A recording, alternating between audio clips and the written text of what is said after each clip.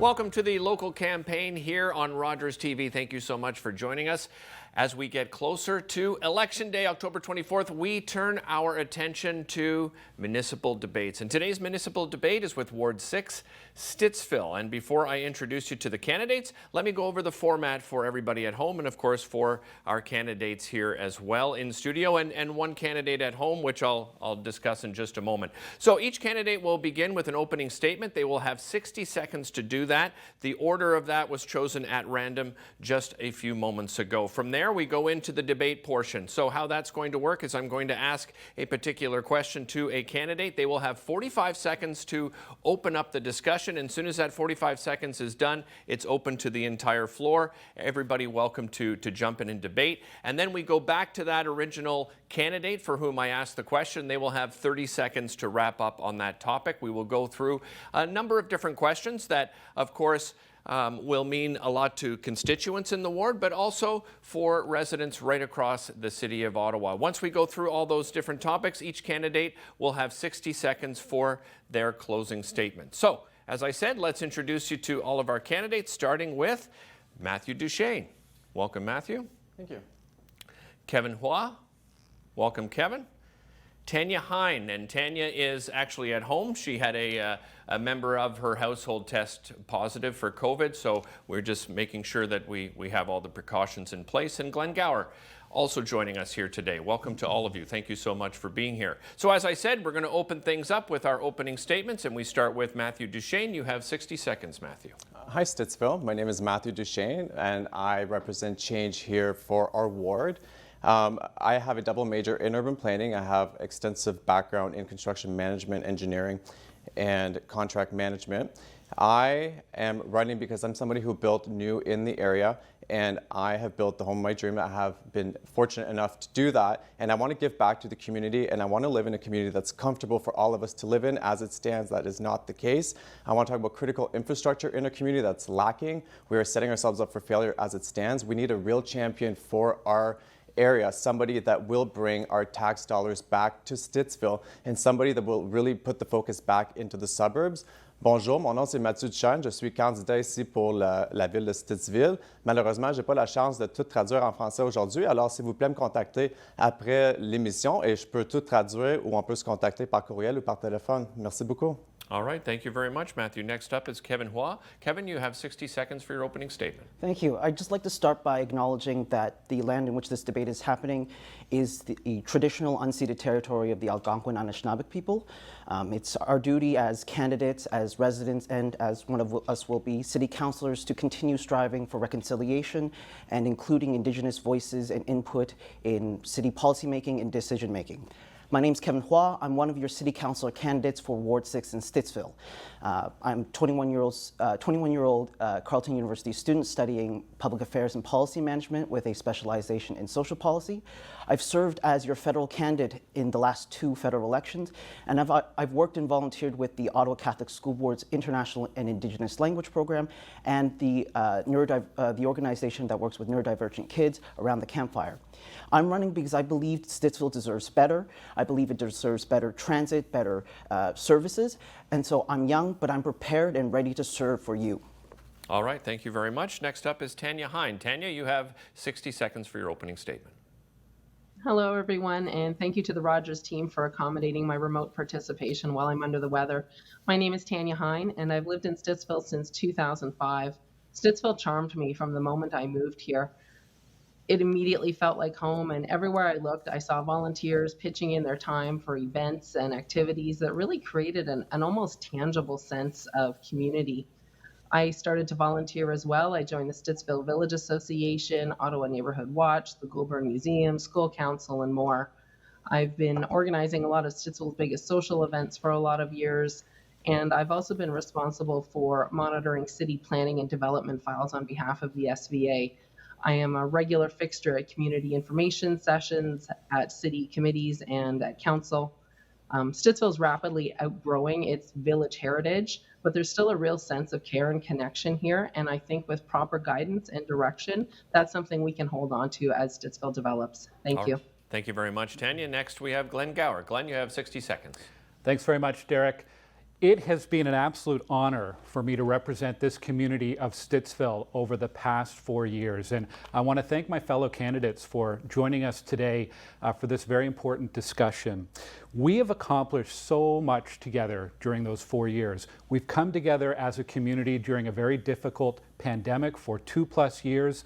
We've worked together to start revitalization of Stittsville Main Street.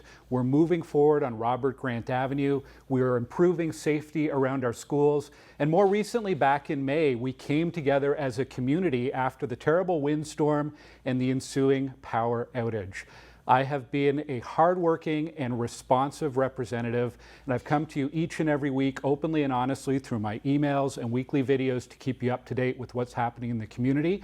And I hope I can count on your support on October 24th so that we can keep working together to build an even stronger community. Thank you.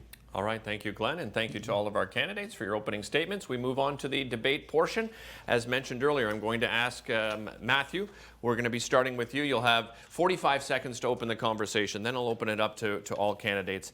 The question is, many residents in your ward feel that they don't receive the same level of services as other areas of the city. What solutions can you bring to the table? I'm talking things like public transit, fire services are some things that residents have mentioned. What are some of the solutions to bringing those services and equalizing it in your ward? Over to you, Mathew. That's a great point, and that is the reason why I'm running, because we lack the critical community infrastructure. We do not have proper schools for our children. Our kids are going to school in portables. We can't build as for the master plan that called for 12 schools in the Fernbank development. We have built one. We are letting builders dictate and design our developments, which is unacceptable. Special interest groups have no place in council. It should be outlawed. I'll be the first one to call them out and prosecute them if they ever try to bribe me or bribe council. We need to bring our tax dollars back to Stittsville. We are the fastest growing ward with the largest tax base in the city, and we need to really do a better job at funding our critical infrastructure, our roads. Robert Grant is not getting built to its intended size, and I want Glenn to speak on that. Thank you, Mathew. That's all the time you have for the opening, but I open it up to all candidates here on the floor. Well, Derick, let's start with city services. Schools is not a city responsibility. It is a provincial responsibility. You asked about bus and transit. That's something that I've worked hard on over the past 4 years, despite the pandemic, to listen to residents and bring additional bus service to our community. Pre-pandemic, we were adding additional runs of all of the routes up until that pandemic happened. Last fall, we added new service to route number 62 on the weekends. And more recently, after some extensive public consultation, we improved route 67 to better serve people in the Fernbank community. Glenn, can you talk to us and shed some light on what's going on with Robert Grant and why it is being watered down to a single lane road when it's supposed to be our main north-south arterial road in the community? There's absolutely no watering down on Robert Grant Avenue. In fact, we have shovels in the ground in the next couple of weeks to build the next phase of Robert Grant Avenue from Abbott Street to Hazeldean Road. This is a critical piece of infrastructure to take a lot of the traffic pressure off roads like Stittsville Main Street, Iber Road, and Terry Fox Drive, and it's something that I worked hard over the past 4 years to bring up in our schedule at the city so we could get that built as soon as possible and provide a solid transportation link for the Fernbank community and other communities further south in Stittsville. Then why? Go ahead, Kevin. Yeah, Sorry. I think we should go back to the main question, which is the fact that, Stittsville residents, we pay taxes. We're in the urban transit area, so we pay a significant amount of taxes for transit, and yet we don't get what we deserve. For me, the closest bus stop on an off-peak hour is 10, 15-minute walks. It comes at 30-minute intervals. That's not reliable. That's not at all the kind of transit we deserve here. And so what we need in Stittsville is we need more bus routes that run through Stittsville, that run straight to Terry Fox and Eagleston. They don't go through the Canada suburbs, add an extra 30 minutes to our commute. They go straight to the transitway. And we also need a bus station in Stittsville. We have a population of 40,000, more than 40,000 residents. We don't have a bus station that can serve as a transit hub to form the foundation of these routes, but also to run routes into other areas like Richmond, where there's the high school. A lot of kids want to commute. They could choose to commute instead by bus instead of having to drive. Kevin, would you agree that if we had Robert Grant built to its intended 6-lane and the bus rapid transit in place, it would be the backbone to our transit and transportation network here in Stittsville, and it would connect the LRT to Stittsville. And I want to know why Gower is denying the fact that he's watered it down from a 6-lane boulevard, main arterial road, to a single file road that's going to be plagued with traffic. It already is. Okay, I want to get Tanya in here. Tanya, did you want to jump in here? Yeah, I was just going to say that I agree with a lot of what Kevin has said. Clearly, the pandemic had an impact on transit, but before the pandemic happened, we heard these same complaints during the last election that we're still hearing from residents. When I'm knocking on doors, I'm still hearing the same transit complaints that we heard 4 years ago. I don't think we've had any marked or significant improvement in transit in Stittsville. It's still severely lacking. We lack commuter service, which is primarily what OC Transpo serves as well as local and intra-neighborhood service. Glenn, did you want to rebuttal to Mathew here? Yeah, I believe Mr. Duchesne was suggesting that somehow we've watered down or changed the plans on Robert Grant. Since 2013, the plan has been to start with a 2-lane road for Robert Grant Avenue, 1 lane in each direction. Talk about waste. And in the future, to expand that to 4 lanes and eventually with bus lanes. So if we don't build what we're able to build now, which is 2 lanes, it puts a pause on that project for years, which means years of more congestion on Terry Fox, on Stittsville Main Street, and on That's Ivor. inaccurate. So The we're engineering moving team forward with says- exactly how the plan was set out back in 2013. And in time, we will add additional lanes and additional bus facilities when we can afford it. Go ahead, Kevin. You'll have a chance to wrap Yeah, here. So I just want to touch back on another point that you had made, Mr. Fage, which is fire services in Stittsville.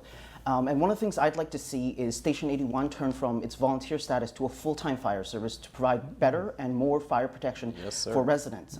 It would increase it would cost a bit more, but I think it's definitely worth it, especially considering what we've seen in terms of the damage that climate change has had on our community and the impact that it can have. So this is something I believe that we haven't touched on, but I think we should address in this debate. The master plan called for a 6-lane arterial road. We are doing high density on small roads across our community. We are seeing streets like Cope Street not being able to accommodate the traffic we're seeing. Robert Grant, why are we not building as per the master plan? Why do we have a master plan if we can't follow it? If we're going to let the special interest groups intervene into the master plan and build as to what they want to see and a cheaper, smaller road. But my intel in the engineering community are saying that the cost to build the ultimate design, which is the one being called for in the master plan, is almost the same to Matthew, the I'm just going to interim get model. Tanya in here, and you'll have 30 seconds to wrap. Go ahead, Tanya. I also wanted to respond to the fire service issue. What Kevin was suggesting is certainly not a reflection on the service provided by the volunteer firefighters. But again, Stittsville is growing. Our needs are growing. The type of buildings and infrastructure that we're seeing in the community is changing, and we need to adapt and make sure that all of our needs are met by not just fire service, all the emergency services, but that's a particularly niche set of equipment and skills that are needed to provide that service. Thank you, Tanya. All right, Matthew, you have 30 seconds We to wrap can't here. afford to be building things twice. We talk about our taxes going up. We are setting ourselves up for failure by building things twice. Mr. Gower, I don't know what he's just saying, but it's not accurate. We're going to have to go back in 30 to never is the actual plan to go back and build the ultimate form. We're building 18 stories of high density all the way down a single lane corridor, and that is, from an urban planning standpoint, complete failure. You don't do these things. Either you build low density on small roads or you build high density on large roads. We're going to have public consultations about this, and we need to start doing much better. Okay, thank you very much to all our candidates. Over to Kevin for the next questions. You'll have 45 seconds to open it up. There's a growing concern over the city's growing debt. Where would you set tax rates over the next 4 years, keeping that in mind? You have 45 seconds to open the conversation. Yeah, so I think we should continue to set the tax rate close to the rate of inflation to ensure that our services continue to be funded properly. My concern, though, is larger in terms of making most value out of the tax dollars we have. I mean, we've spent $2.9 million tax break to a Porsche dealership. We spent $2.1 billion on an LRT that isn't functioning the best, and we're now stuck in a $1 billion maintenance contract with them. It's about priorities. It's about spending the money where we need it and efficiently and effectively. And so I'd like to see, as well as looking into other new sources of revenue, like a vacancy tax, where we can produce more revenue to selling our services. Thank you very much, Kevin. I open it up to all candidates here. Derick, you had 2 parts to your question there. One was about city debt, and we do have some city debt in the city, but we're required under provincial law to limit where we can use that debt. So we do use it for long-term projects, much like having a mortgage for your house where that's a long-term investment. Also, the province limits how much debt the city can carry, and we are well under that provincially legislated limit. I do agree with Kevin in terms of a tax increase, 2 or 3%. That's what we've been doing the last few years, and it's important that we keep that increase predictable so that residents can make their plans. There's costs to the city. We have collective bargaining agreements. We have increased construction costs, so I think it's responsible to have a modest but predictable rate of tax increases in the coming years as well. We need to talk about waste, and we need to stop the waste. Sorry, Tanya's jumping in here as well. I've got two of you. Tanya, I'll just let Mathew in here, and then I'll go over to you. Go ahead, Mathew. Before we can have the conversation about increasing taxes, we really need to talk about how we're managing our current funds and how we are wasting our money. We can't be building things twice. Robert Grant is set up to be torn up in 30 years, ripping out all the trees, all the fire hydrants, all the roundabouts. Over 20 roundabouts will have to get ripped up to build intersections. It will cost, instead of paying $1 million more to build the ultimate model today, we will be paying 3 to 4 times down the road the cost of what it would cost us to build right today. We need to think about tomorrow, plan for the future. Bad planning is expensive. It's costing us a lot of money. We're not seeing it today, but we're going to see it in 10, 20 years, and our kids are going to pay for it. We're going to live in a community that will be unaffordable because of decisions that are getting made today. We're in a critical period of rapid expansion where we got to make the right decisions now. We have to make the right decisions now. We can't kick it to later, and we really got to talk about spending our monies wisely and not spending money on portables. Tanya, go ahead. Sure. On the issue of debt, like Glenn said, there are instances where it makes sense to borrow money to capitalize on these long-term projects.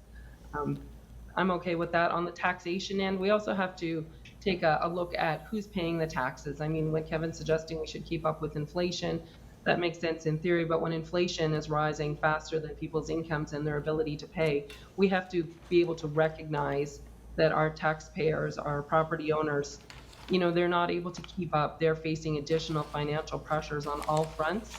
And we need to really balance what we're asking people to pay with our needs, and to make sure that we're really being critical when we're assessing our budget needs, making sure that we're not wasting.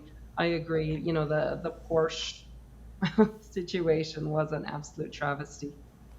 If I may add on that, actually, Glenn, you voted for the $2.9 million tax break for the Porsche dealership in Vanier. I guess I'll give you an opportunity. Why? Oh, absolutely. So this is something that I've answered a number of times and shared information on my website. It's not a grant, it's not an incentive. What it is, it's a tax rebate. So in Vanier, the community has set up what's called a community improvement plan, and it's a method across the province of Ontario that cities, municipalities can use in order to encourage development.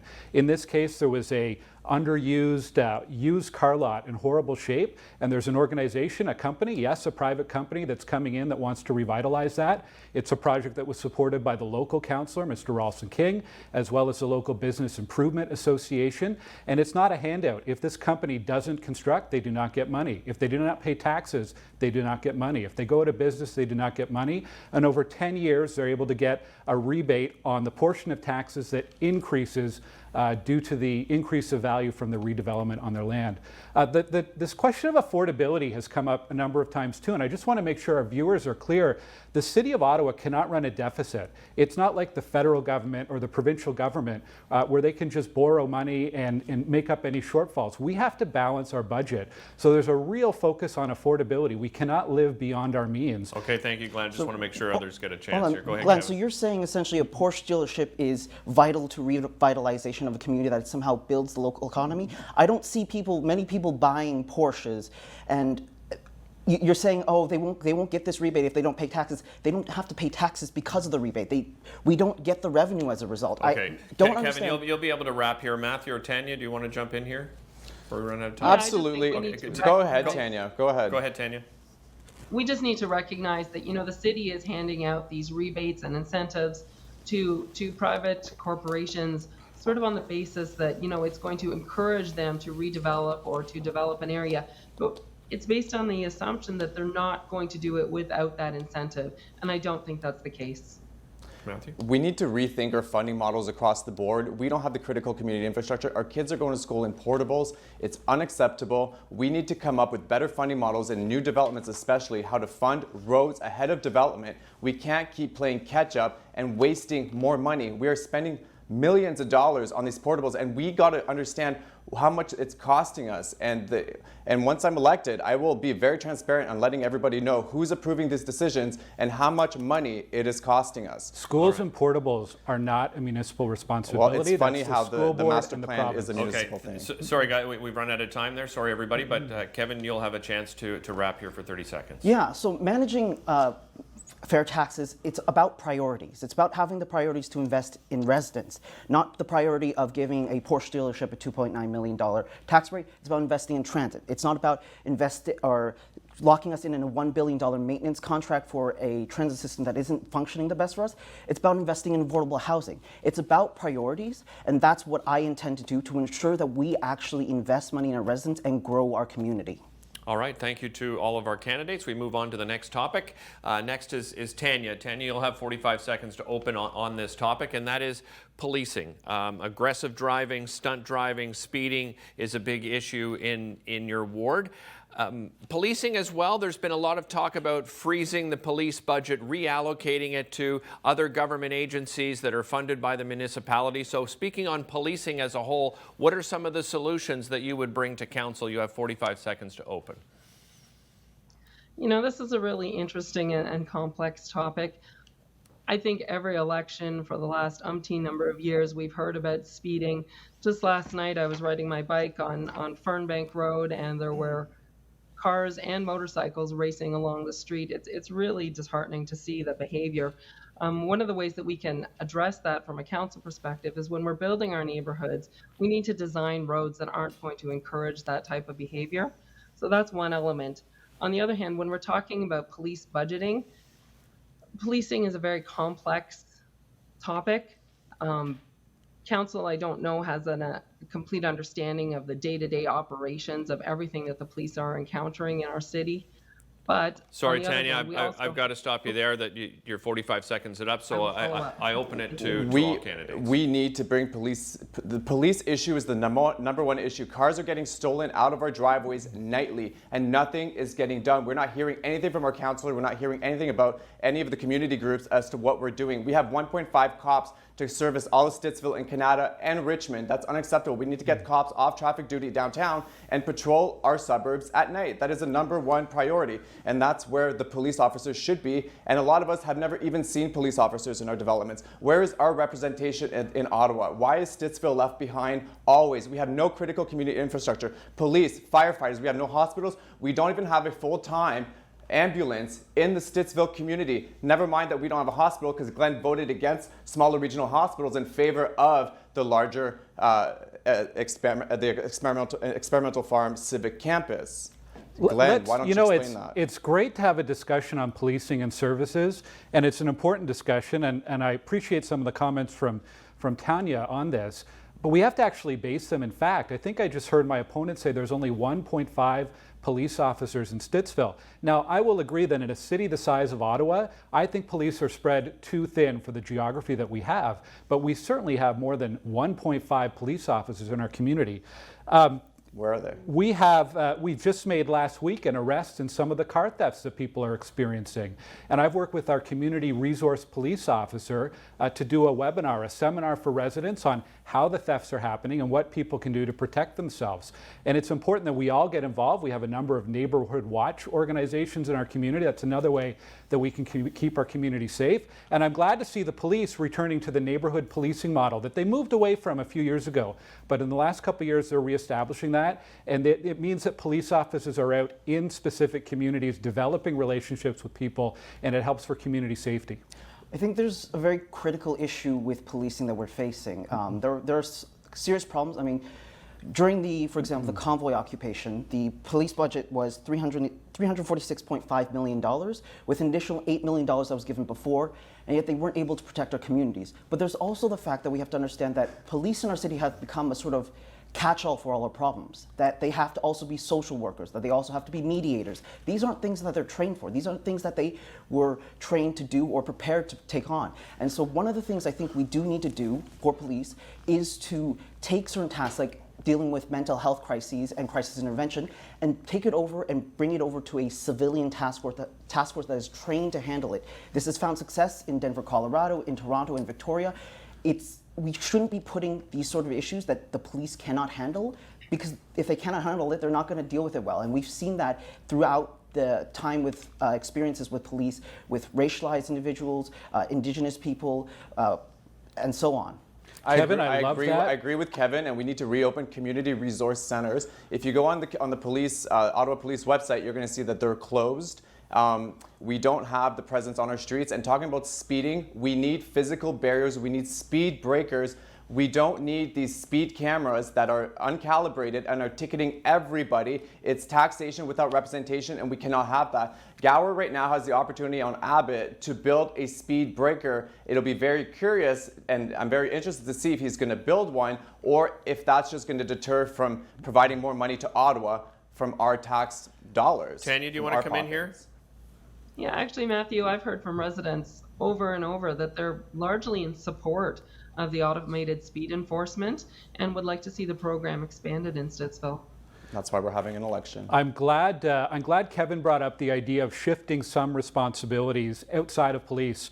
And it's something that we did in this year's budget, where we have created a new response system for lower risk calls, for example, mental health issues or addiction crises. And it's a really good way that we can look at how do we invest our money efficiently to help our community and help community safety. So these lights or these cameras, what happens is they're not effective right away. Somebody comes into our community, they speed, they don't know the camera's there, they hit a kid, they will get a ticket 3 weeks later in the mail. It doesn't do anything for the kid that was hit. We need something that will mitigate traffic and this issue on the spot. If we need cameras, it's for loud cars.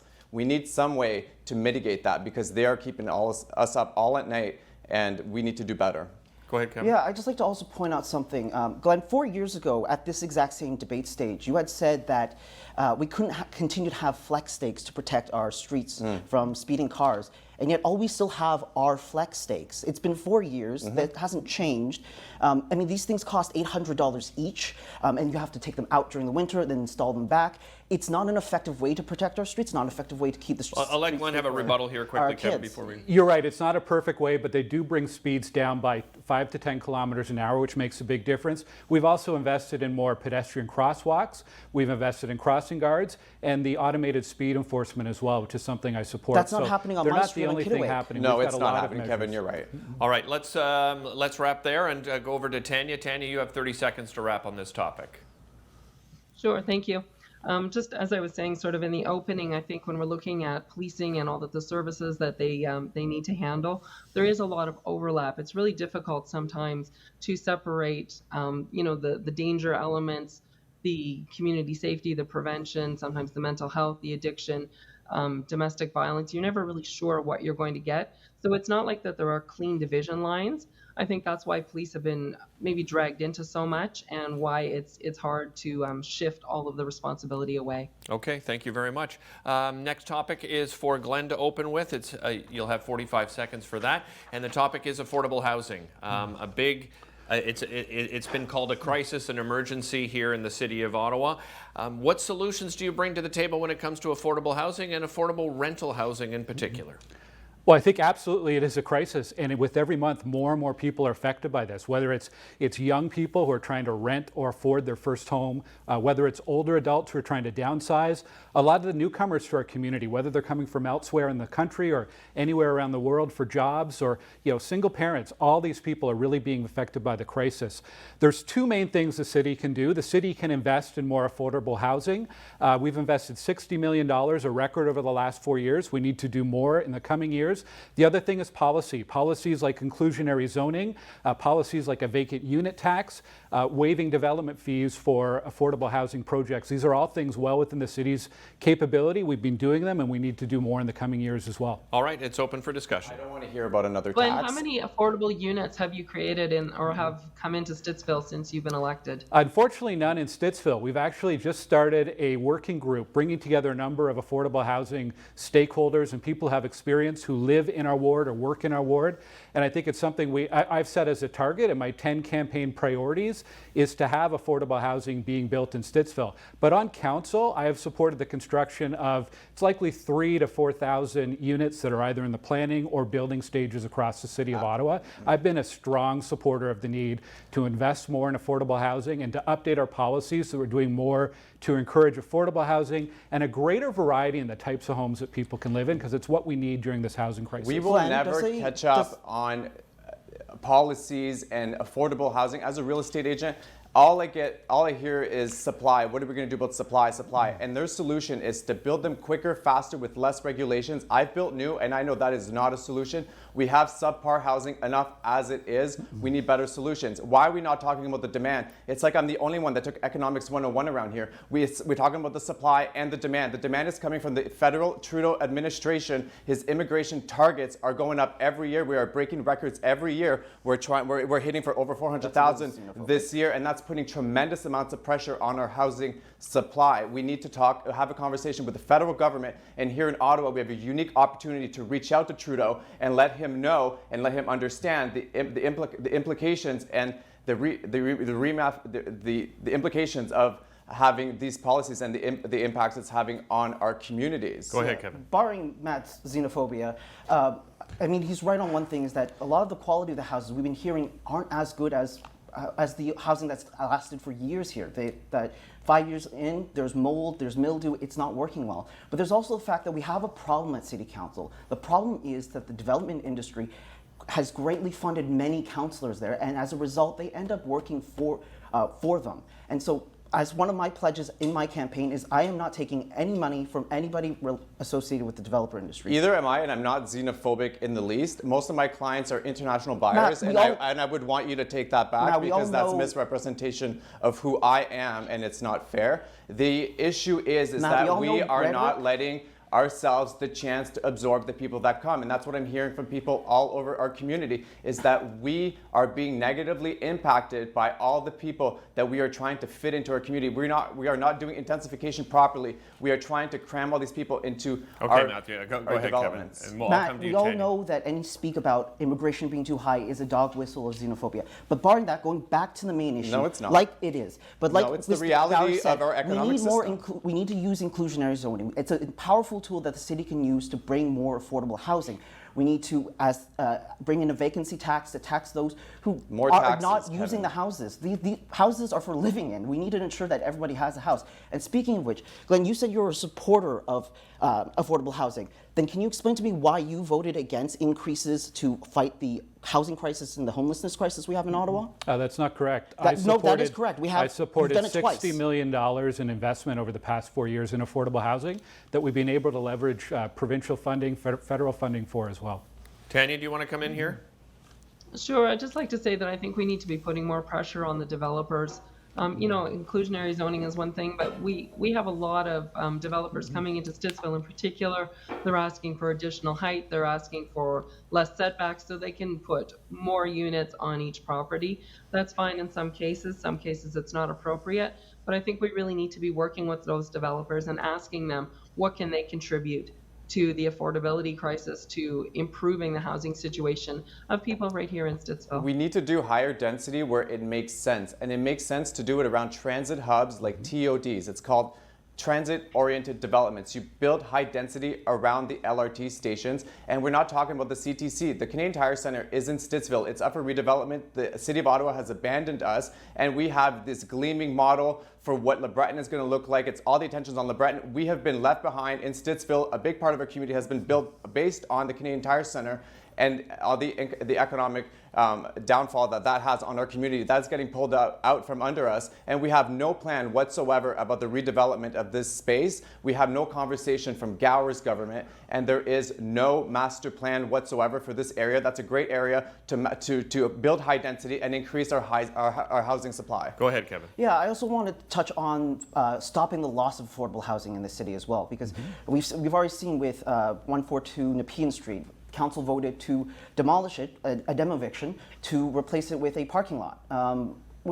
This is unacceptable. This is why we are losing this fight in the housing crisis, because we're choosing to allow tenants to be run over by landlords with rent evictions, demo evictions. So we need to put in better protections. We need to prevent rent evictions and demo evictions where they do not make sense, particularly replacing one with a parking garage. And we need to ensure the housing is there for everybody who wants it and who needs it. Okay, Glenn, you have 30 seconds to wrap up on this topic. Yeah, I agree with you on that, Kevin, and I voted against a demo eviction that came to council last week. weeks. So I just wonder if any of my fellow candidates have been paying attention to the provincial or the federal politics right now, where there's such an imperative on building new homes. In the province, for example, the province wants to double the rate of growth in Ontario. And that's significant. What we really need as a municipality right now is more financial support from the province and the federal government for infrastructure to match the rate of home growth. There's more to healthy communities than just homes. We need transportation. Okay. We need the schools. We need everything that Thank comes you, along Glenn. with that. All right, that does it for this topic. We come back to you, Matthew. The next topic, you'll have 45 seconds to open on this topic. Do you believe the City of Ottawa can and should have a role in combating climate change? What solutions would you bring to the table? You have 45 seconds. Yes, I do, but my main focus is really representing the interests of Stittsville and talking about things like I just mentioned. We need to talk about the redevelopment of the Canadian Tire Centre. Why are we bringing a $100 million LRT station to what will be an empty building? There is such fundamentally bad planning in this city, and we don't have an open conversation about it. And I would like to let Glenn answer as to what his plan is for the redevelopment project for the Canadian Tire Centre. Okay, we'll open it up then. Go ahead, Glenn. Okay. Well, the Canadian Tire Centre is private land for now, and the Ottawa Senators still haven't indicated what they plan to do with their building. So if in the future they move to LeBreton Flats and they're selling off their building or they're doing a redevelopment, that's a great opportunity to open up that conversation and look at updating the Canada West Master Plan, which guides development in that area. And I think there will be plenty of opportunities. You know, losing the Senators from the West End or that entertainment centre is a huge impact on people who count on it for jobs or for businesses who benefit from having fans and concert goers. So there absolutely is an opportunity, but until the Senators have in some way indicated what their plans are for that site, it's a little early to start about what we want to redevelop a private Glenn, do you site. not think that they're moving to LeBreton? Is that not I think something we should bring the topic of this debate back to the question, which was about climate change and what effort that the city can do. And you know, as a young person myself, this is a topic that's near and dear to me. It's my generation and future generations that will feel the impact of our decisions now. And so it's very important that the city takes action in addressing that. We need to do what we can to preserve the green space and expand the tree canopy in Stittsville. Stittsville's tree canopy coverage is 28%. That's one of the lowest in the city. This leads to heat waves having a huge impact on our communities. We also need to do more in building retrofits. We need to reduce the number of private vehicles on the ground, so that means more transit, better active transit infrastructure, so that means protected cycling lanes, sidewalks, and there's also the fact that we just need to invest. I mean, Glenn, you voted to defer $9 million of federal gas tax money that was intended for the Municipal Climate Fund, but you decided to defer it. This is my future. How do you answer that to me? We switched that to transit funding.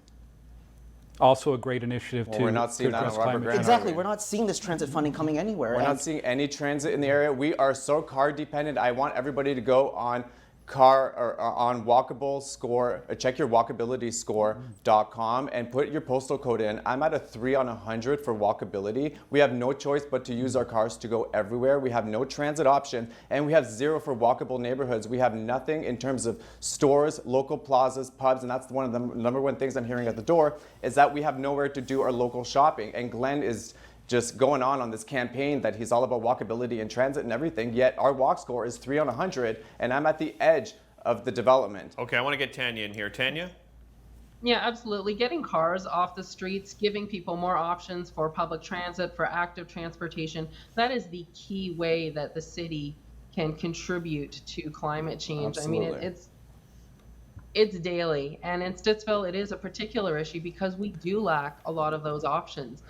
You know, I have a cargo bike and I take my kids around, but it's always just to go down Stittsville Main Street. I'm taking our lives in our hands every time. So we need those facilities that will give people options so that they can think about, you know, maybe not giving up their cars entirely, but when they have an option, they can do a local errand, they can visit.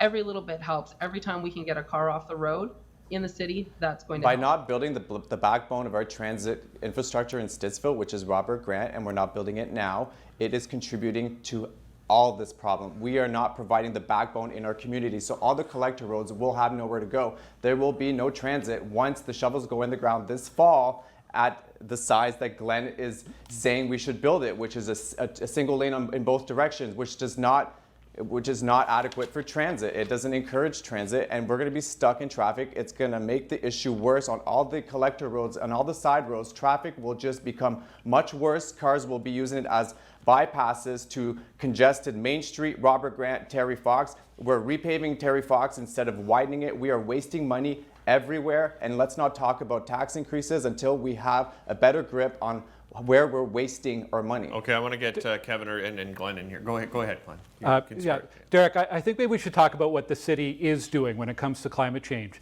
The city is replacing all diesel buses with electric buses. That's a massive reduction in greenhouse gas emissions from vehicles in our city. As big of a source of there's the top two, and they're about equal sources of greenhouse gas emissions are vehicles and homes and buildings. And on the homes and buildings front, the city has invested money to create grants and incentive programs for existing homeowners to retrofit their homes so that they emit less greenhouse gases and they're cheaper to cool and to heat. And this year we've introduced new high performance development standards. It's a bureaucratic word, but what it means for any new home builds, they have to reach a higher level of energy efficiency and use construction techniques that reduce greenhouse gases. So the city is doing a lot. We also have a new energy evolution plan. And over the next 20 years, we need to be aggressive in meeting our emission targets and addressing climate change within our city. Okay, Kevin, go ahead. Yeah, just quickly, bringing it back to active transit. I mean, we have areas in our community that we lack any protected cycling lanes. I bike down Hazeltine, and I have to cross through right turning lanes. Those are called murder strips because of how dangerous they are.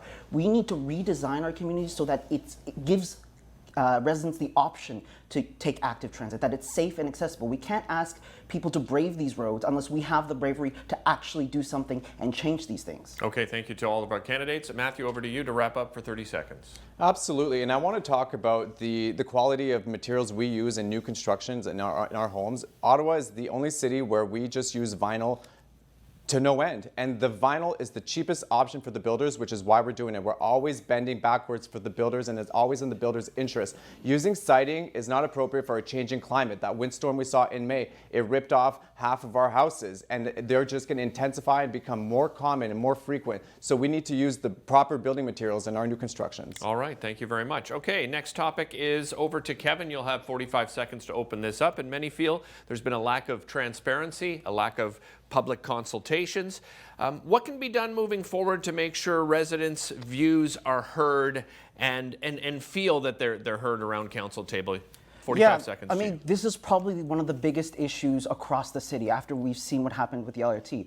One of the biggest things I think we need to do is to stop relying on P3s, public-private partnerships, because these don't work. They don't bring us the accountability and transparency we deserve. We saw this with the LRT. We've seen this with Lansdowne. I think if we've learned our lesson, we wouldn't keep making the same mistakes here.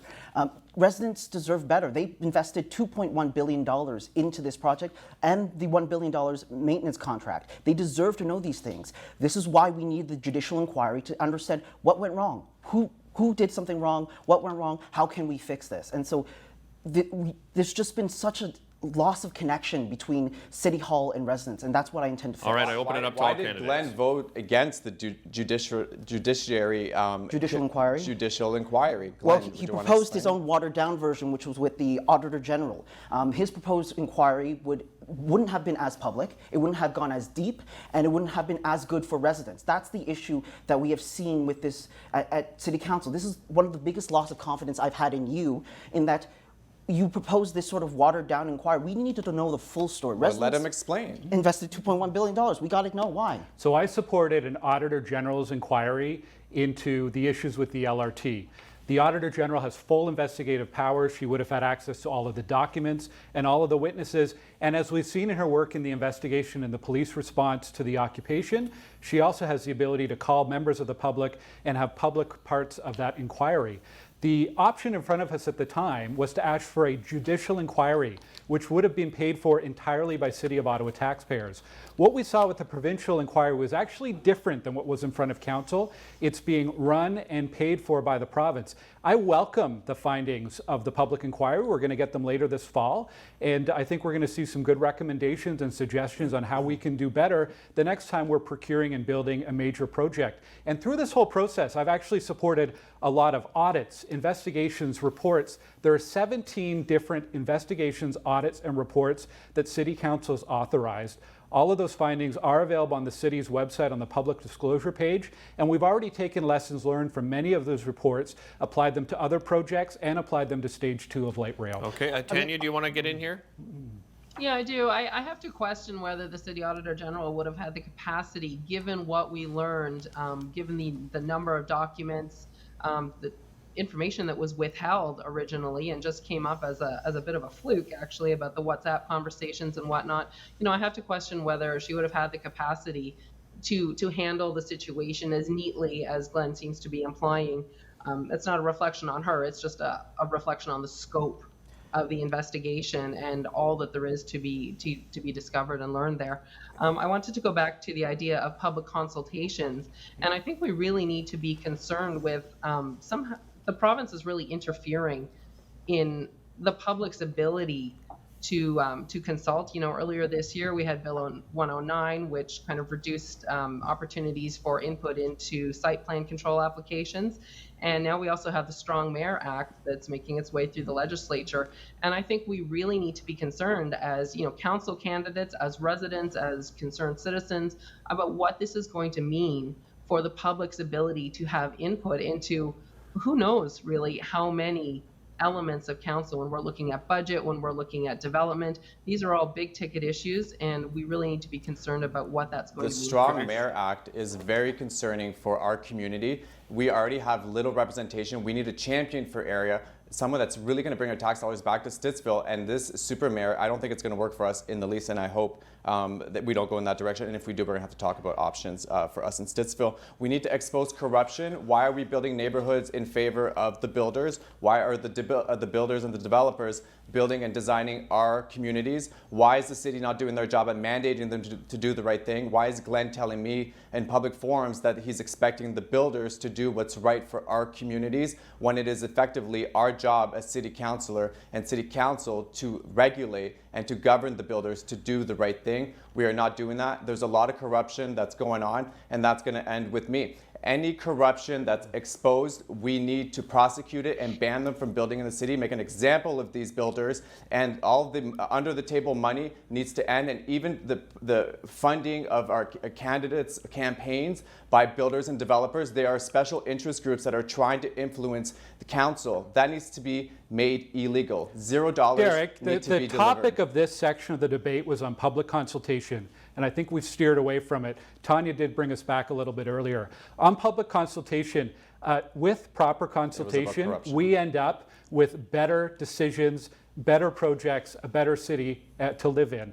One of the big challenges that I think we have with City Council, really any level of government, is around making sure that underrepresented voices are heard in that consultation process. So lower income people, racialized individuals, also young people, we tend to not hear very much from them when we go out and do consultation. It's something that I've worked hard as a councillor to make sure we are reaching out proactively so that we're hearing all of those voices. The more voices, the more input. Glenn, why are you pushing forward Lapine when it's clearly an unpopular development? That's an excellent example of where public consultation has helped. Lapine is allowed under the zoning to build 9 stories. Through public consultation, it became very clear to put 9 stories up against 2 stories on Livery doesn't make any sense. Go ahead, Through Kevin. that public consultation, we've reduced the height of that against Livery, and we also secured a condition that the tallest building in that Lapine development cannot be built until Robert Grant is complete about 9 or 10 years Which from is now. why they watered it down. Let's talk about your public consultation record, There Glenn, has because been you none. voted to squash the public consultation or to push forward the Lansdowne development Absolutely. with limited public consultation. You voted to push forward the Chateau Laurier extension with limited public consultation. You also voted for the campus, the new civic campus location in the experimental farm without sufficient Indigenous consultation. These are serious issues. Kevin, I'll let him just He took Glenn, to advantage give a of rebuttal because you have the wrap up quickly. City of Ottawa is the most open and consultative level of government. There was a strong mayor, I mentioned the strong mayor. The province of Ontario is just barreling that through with no consultation whatsoever. Okay, thank you. I talk Thank to you, Glenn. people all Sorry. the time and listen to residents. Time is up. Kevin, you have 30 seconds to wrap on the topic. Thank you.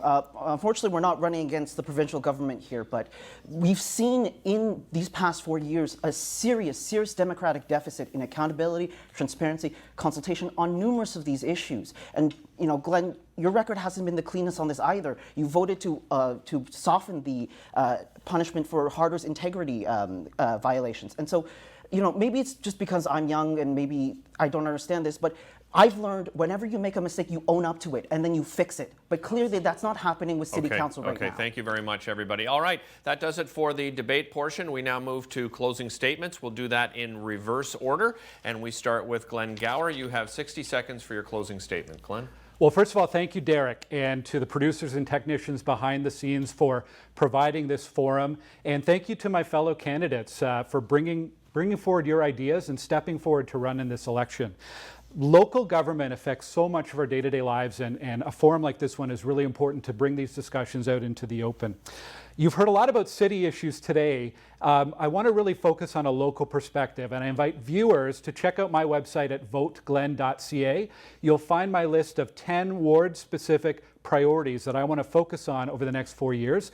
Things like improving cycling and pedestrian safety on Stittsville Main Street, things like a health hub for Stittsville, and also investing in transportation infrastructure. Robert Grant's underway, but Carp Road and Fernbank Road need to be next on that list. And quickly, thank you to everyone who's taken the time to talk to me at the door. My volunteers and I have visited about 7,000 homes so far. I've learned so much about the community, and please remember to vote on October 24th. Thank you very much, Glenn. Next up is Tanya Hein. Tanya, you have 60 seconds for your closing statement. Thanks, Derick. You know, Stittsville's going through a tremendous period of growth and change right now. And as we've heard today, we're facing a lot of challenges like affordability, congested roads, aging infrastructure, inadequate transit, and really poor accountability from council. But we also can't overlook the opportunities that we have. We have a really engaged population, actively creating community connections. We have a beautiful traditional Main Street that could soon be home to hundreds more residents and businesses. And, you know, with some upgrades, it could offer safe passage for pedestrians, cyclists, transit, and private automobile users. What we really need, though, is effective leadership. We really need someone with forward-looking vision, someone who's really committed to serving residents, and who has a passion for making Stittsville really the envy of Ottawa. I can offer that as your next councillor. I have a proven track record of good work in the community, and I'd like to ask for your vote on October 24th. Thank you. Thank you very much, Tanya. Next is Kevin Hua. You have 60 seconds for your closing statement. Yeah, thank you to Rogers TV for hosting this debate. Thank you for Mr. Fage for moderating. And thank you to all the candidates for participating in the democratic process. You know, I grew up here. I lived for 19 years. I know how much potential Stittsville has as a community, to be a great community to live in and to grow up and to raise a family. And that's the reason why I'm running. I want to give back to the community that has raised me. I want to see better connectivity through the community so that we can all ride our bikes or walk through it. I want to see us take on climate change so that our future generations can have a sustainable future. I want to bring accountability and transparency back to City Hall, because this is another big thing that's for me, for why I'm running, because I'm frustrated with the way City Hall has been operating by leaving us out of consultation and not giving us the information that we need to know about this stuff. And I want to see us bring in outdoor pools, more splash pads, and most importantly of all, a robust transit system that the residents of Stittsville deserve and paid for. So I hope I can count on your support and vote on October 24th. Thank you, Kevin. And lastly, Mathew Duchesne. You have 60 seconds. Thank you, everybody, and thank you for coming to meet me in the park every weekend. We are at Village Square Park every Sunday, 11 to 2, with a chat with Matt, an opportunity to meet me and really discuss the issues at hand. So this election is an election on Robert Grant and intensification in our development. We need to put an end to the way we're building Robert Grant now. The shovels, like he said, are going in the ground this fall. In the interim model, we need to build the ultimate model or just reduce density all down our development. We're gonna have to really start getting serious about this and getting serious about critical community infrastructure. We need the right police, we need the right fire the fire people in our community. As it stands, we don't have the right ladders, the right engines to support even a 3-story Mattamy garden home, because we don't have the right tools to combat fire in our community. Never mind the high density that he's proposing down Robert Grant. Talk to the chief of fire and we're going to know more. Thank you very much. Thank you to all of our candidates here today. Really appreciate your time. I wish you the best of luck to all of you. And thank you, of course, at home for tuning in. You can find more debates at rogerstv.com. And don't forget, Election Day is October 24th. Thanks so much for tuning in to the local campaign.